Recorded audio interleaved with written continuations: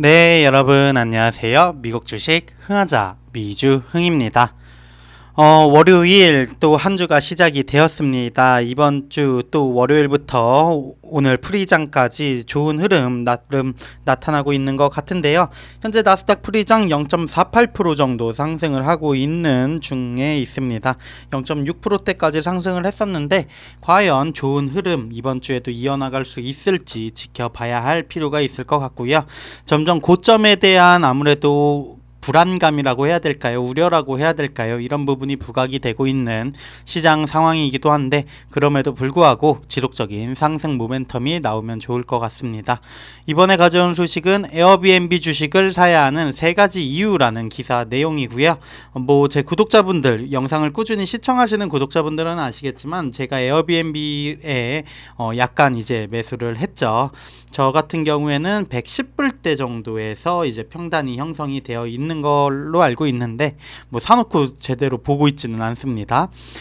그런데 에어비앤비 주식 아무래도 실적 발표를 좀 기대를 하면서 사실 많이 좀 매수를 했었는데 실적 발표 이후에는 오히려 좀 하락하는 모습 보여주면서 이거 선택이 잘못됐나 라고 생각을 하기도 했었습니다. 하지만 최근에 시장 흐름이 좋다 보니까 함께 올라와 좋고 앞으로도 뭔가 보유해 나갈 만한 주식인지 알아보는 시간을 가져보도록 하려고 합니다. 에어비앤비 바쁜 여름여행 시즌을 앞두고 있습니다. 현금 흐름은 강하고 2023년 이익을 위한 또 다른 큰 해가 될 것입니다로 2가지 키포인트 뽑아봤습니다. 에어비앤비 주주들은 훌륭한 한 해를 보내고 있다고 합니다. 여행 렌탈 전문 주식이죠. S&P 500에 뒤지지 않았고요. 6월 초까지의 수익률 해당 기간 동안 시장의 11% 증가세에 비해서 약 30%, 40%에 가까운 수익률 보여주고 있습니다. 지난 분기별 업데이트를 통해서 매출 성장이 둔화될 것으로 예상이 됐음에도 불구하고 상승세는 이어지고는 있는데 높은 평가에도 불구하고 에어비앤비 주식 좋아하는 몇 가지 이유가 있다고 합니다. 첫 번째는 건강한 성장입니다. 에어비앤비가 경쟁, 가격 상승, 경제 성장 둔화로 인한 판매 압력 증가를 보게 될 부분이 아무래도 투자자들이 우려하는 부분이었는데요. 2023년 초에 인상적인 모멘텀에서 벗어나지 않는 모습을 보여주고 있다고 합니다. 1분기 예약량은 약 19% 증가한 1억 2,100만 건에 이르렀고요. 주문 잔고도 25% 급증을 했습니다.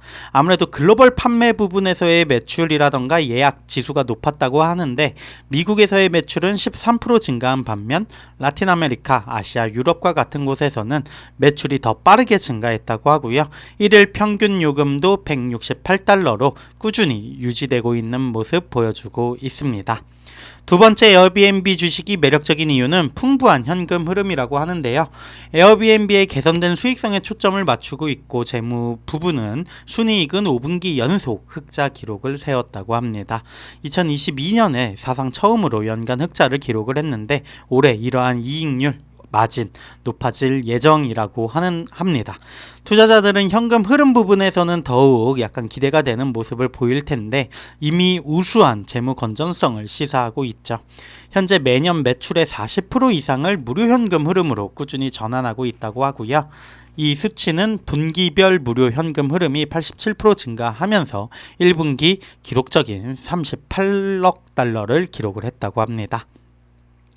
시간이 지남에 따라 수익을 높이는 것을 포함하여 여러 가지 방법으로 투자자들의 수익을 높일 수 있을 텐데 충분한 현금은 공격적인 자사주 매입 부분에도 힘을 실어주고 있고 이로 인해 1년 전 7억 600만 주에서 1분기 미결제 주식수 6억 9,700만 주로 감소하는 모습 확인할 수 있었다고 합니다.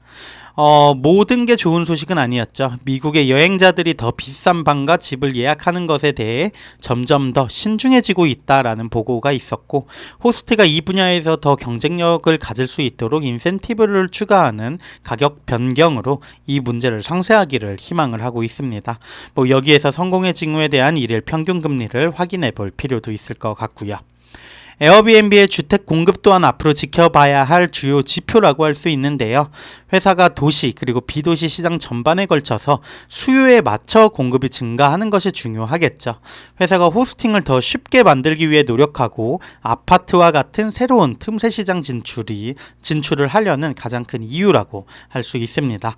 에어비앤비가 여행의 주류가 되고 호스팅이 대중화되면은 에어비앤비 수익적으로 성장을 안 할 수가 없을 텐데 과연 이러한 모습들이 실현이 될지 지켜봐야 할 필요가 있을 것 같고요. 에어비앤비가 높은 가치로 성장할지 여부는 회사의 성공에 달려 있는데 투자자들은 현재 연간 매출의 9배에 달하는 주식으로 평가를 하면서 성장 잠재력에 대해서 높은 프리미엄 지불하도록 요청을 받고 있죠. 밸류에이션은 경제 성장 둔화로 인해 여행 수요가 감소하면 쉽게 줄어들 수도 있는 부분이지만 에어비앤비가 수익 마진 그리고 현금 흐름 추세가 개선되더라도 20%의 비율로 판매를 계속 확대할 수 있는 좋은 기회 또한 가지고 있습니다.